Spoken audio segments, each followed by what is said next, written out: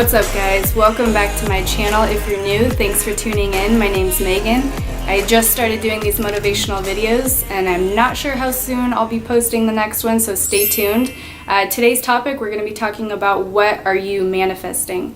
We are always manifesting something. There is no way of getting out of it.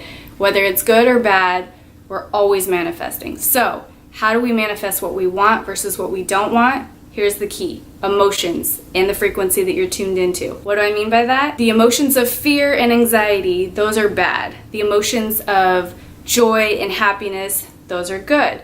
So when you have fear and anxiety, those thoughts that are based around those emotions, that is what you're going to be manifesting. Now, if you have the emotions of joy and happiness, and you have thoughts based around that, and which makes you feel joy or happiness, you're going to manifest on that. So it's always good to check in with yourself multiple times a day to see how you're feeling. Check in with yourself often.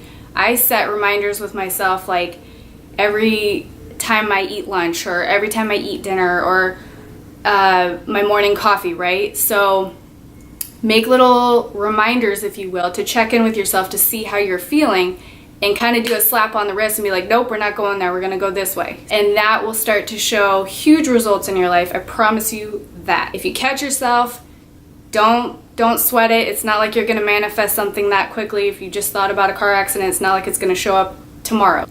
If you know what you want in life, if you know what you're trying to manifest, great, wonderful. If you don't sweat it. The way you can figure out what you want out of life, like maybe you're sitting there like, oh man, like I know I want a great life, but I just don't know what that is, or I don't know what I should be going after. I can't even begin to think of a vision board or any sort of manifestation of my future at all. Like I'm just stuck, I'm lost, right? So I used to be like that too. I knew I wanted to help people, I just didn't know how.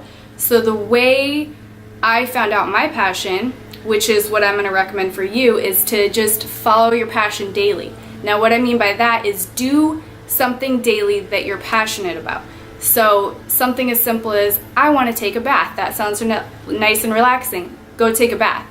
Something like, I want to go take a walk in the park. That sounds like something you're passionate about. Go do that. And those little M&M trails, if you will lead you daily towards what you're passionate about. Because what are you doing when you do that? You are practicing acting and participating in events that you are passionate about. So therefore, you're going to attract more of that.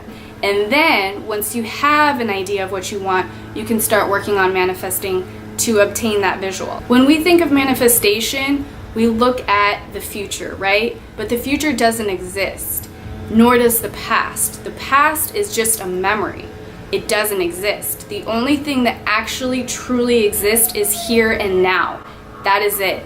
The future is just an idea in our brain, and that is all we can go off of because it doesn't actually exist. When you go to manifest something, you put this thought in your head of like, okay, I want this in the future, and it looks like this, it feels like this, it tastes like this, it smells like this. And the more sensory overload you can do in your visual of what you want in the future, the more you're going to manifest that to you. Because the more detailed you are and the frequency that you put yourself on with the emotions of it is going to manifest that to you. So if you're thinking about your future mate and you're looking at, oh, I want them to be this tall and this, and this, like that's great, that's fine, but I wouldn't limit yourself. If your ultimate goal is to have someone who's faithful, who's kind, who's nurturing, who has a good paying job, who is going to help you with tasks later in life and not be lazy and all these other things that are more important than just the physical,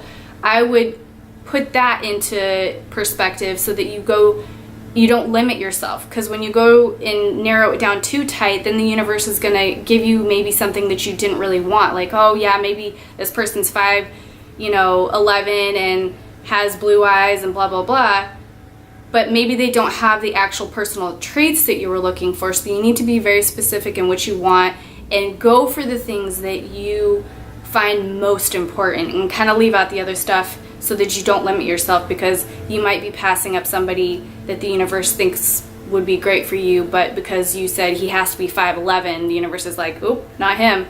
or not her, you know. What you want in your life already exists. It already exists. We just have to tune into that frequency to pull it towards us, to manifest it. We all have multiple versions of ourselves. It's just a matter of tuning into the frequency in which those versions of ourselves exist in. So if this frequency over here has the lack version of ourselves, right? We don't have enough money, we're always struggling. That's one version of ourselves. Or we have this frequency over here, which is the wealth version of ourselves, where we're making it, we're going big, we're doing things, we have money in the bank, we don't have any stress, we don't have any anxiety. For the most part, you're gonna have stress, but you know, maybe it's not like here, this frequency. So it's a matter of tuning into the frequency that you want. And the way you do that is by the thoughts and the emotions that you have.